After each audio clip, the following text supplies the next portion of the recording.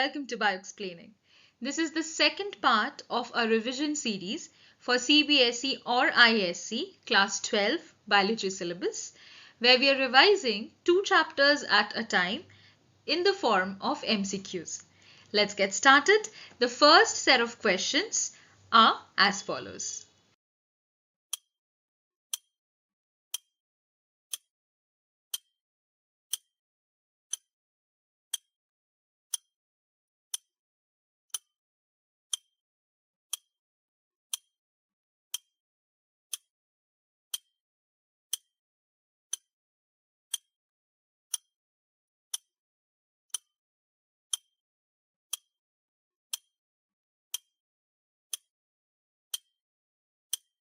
Okay, let's check. Number 1. Which structure in males secretes the majority of the semen volume? The answer is the seminal vesicle. So the secretion of the seminal vesicle is known as the seminal fluid. Okay, so the seminal fluid along with the sperms together constitute the semen. Question 2. Which part of the male reproductive system is responsible for the production of testosterone? The answer is Leydig cells. So if you have interstitial cells in the option, that is also a correct option, right? So Leydig cells are also known as interstitial cells. So inside the lobules of the testis, there are seminiferous tubules which produce sperms, and in the spaces in between the seminiferous tubules, there are Leydig cells or interstitial cells present which produce the testosterone hormone. Third, in human females, the blastocyst typically implants on which day after fertilization? It is the 7th day. Now, look into the question carefully again if you've got it wrong. The blastocyst typically implants after fertilization, right? So it usually takes around 1 week for the zygote to get into the stage of the blastocyst, and that is the stage at which it gets implanted in the uterus. Okay. Question 4. What is the main function of human chorionic gonadotropin, HCG hormone? The answer is it maintains the corpus luteum. I guess we all know what is the corpus luteum. That is the Graafian follicle, the mature follicle. Once it releases the ovum, once the ovulation is done, the remnant of the follicle turns into corpus luteum. So HCG functions in maintaining the corpus luteum. Fifth question, which hormone is not involved in lactation? The answer is relaxing. All others, oxytocin, prolactin, estrogen, they are all involved in lactation. I guess this is clear. The next set of questions are as follows.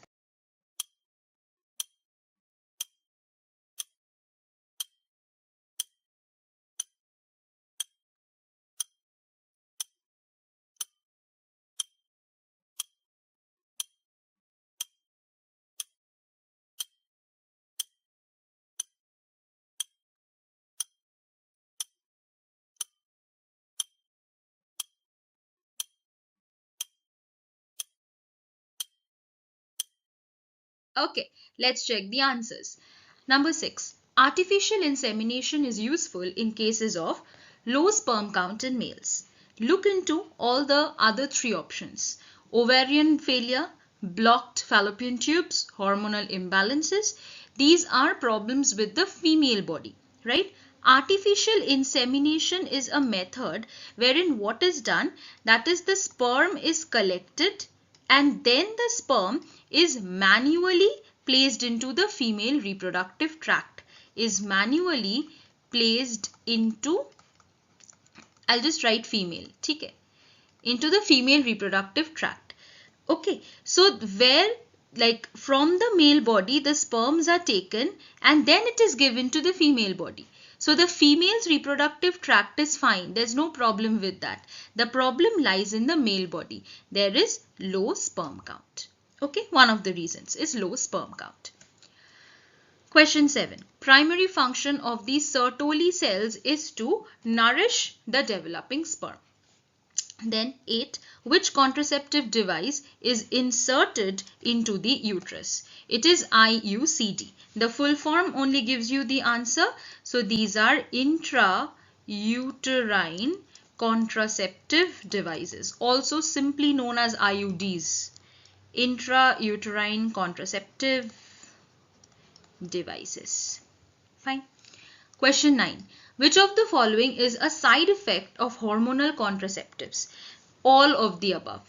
Hormonal imbalance, high blood pressure, irregular menstrual cycle, all of the three can happen. So hormonal contraceptives are basically preparations containing hormones such as progestogens and all that.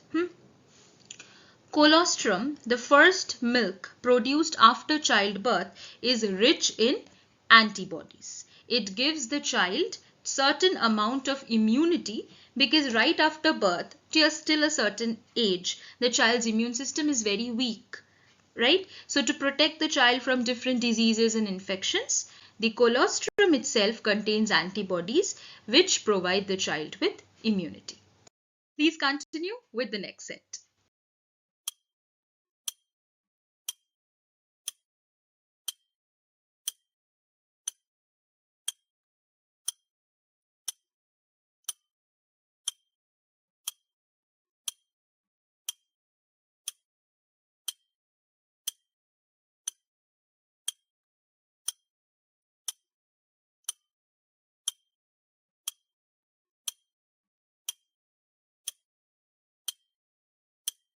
Okay, let's check. The copper in IUCDs primarily prevents pregnancy by killing sperms. The process of development of spermatids into spermatozoa is spermiogenesis. Please take note of spermiogenesis, spermatogenesis, spermiation.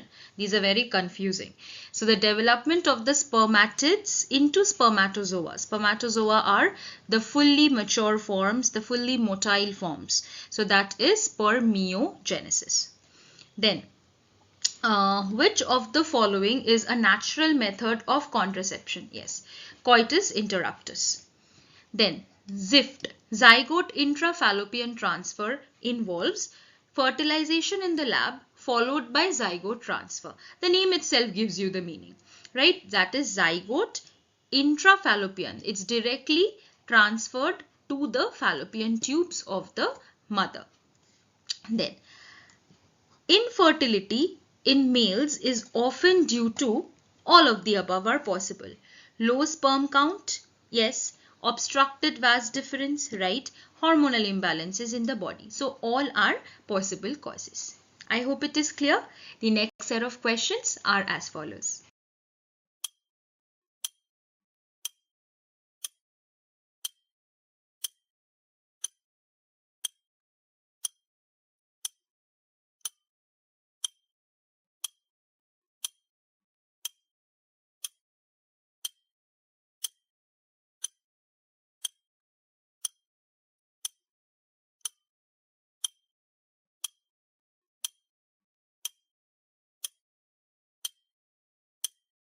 Well, let's check 16. Activation of sperm in the female reproductive tract is termed as capacitation.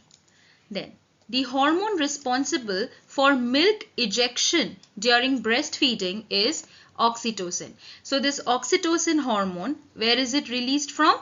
Oxytocin hormone is released from the posterior pituitary, the posterior lobe of the pituitary gland. So from there it is released and it helps in milk ejection during breastfeeding, and it also helps to cause uterine contractions during childbirth. So the action of oxytocin is a classical example of positive feedback loop of hormones in our body. That is, one contraction leads to the next, that leads to the next, right? 18. Which hormone is secreted by the placenta during pregnancy? It is progesterone. Progesterone, yeah. 19. The umbilical cord connects fetus and the placenta, right? Look into the first option. The fetus and mother's blood supply directly. This directly word has what gotten this wrong. Never will the two intermix. Why? Because the blood pressure in the mother's body is elevated at this time. So it will hamper the very delicate parts and tissues and organs of the fetus. Okay. Last question for this. Question 20, MTP, medical termination of pregnancy is legally allowed up to 20 weeks. So medical termination of pregnancy is also termed as induced abortion.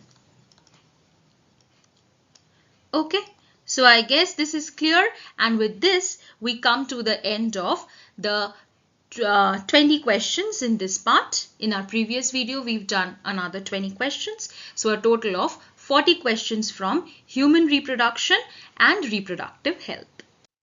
That's it.